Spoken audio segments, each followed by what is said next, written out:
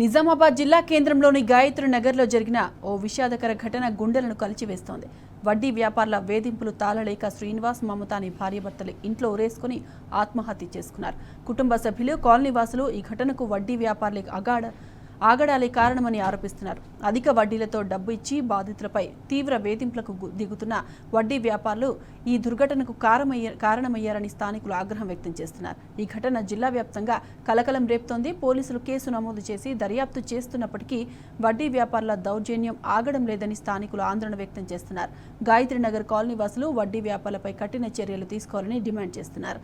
ఈ దారుణ ఘటనపై పోలీసులు నిశితంగా విచారణ జరుపుతున్నారు. మా అక్క బావ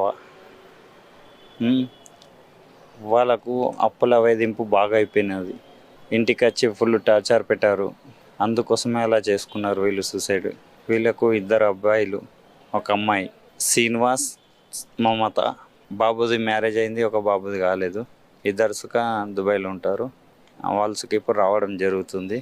అందుకోసం ఇక్కడ వెయిటింగ్. ఒక పాప వస్తున్నది. ఇంటి ముంగటికి వచ్చి ఊకే వేధింపు బాగా చేశారు వాళ్ళు. అందుకోసమే వీళ్ళు ఈ డిసిషన్ తీసుకున్నారు.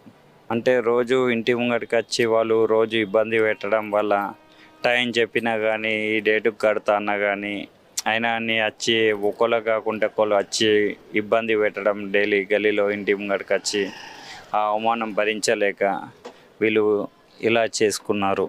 అప్పుడు ఇల్లు కట్టుకున్నారు. దానికోసం కొంచెం అప్పయింది. ఆ ఇల్లుస్క అమ్మేసి కొంత కట్టారు. మరి కొద్దిగా ఉండే ఆ కొద్దిగా కోసం టార్చర్ బాగా చేశారు. ఏం చేయరు. లేబర్ ప్రింటింగ్ ప్రెస్ వర్క్ ఉంటే వెళ్తాడు, లేకుంటే లేదు.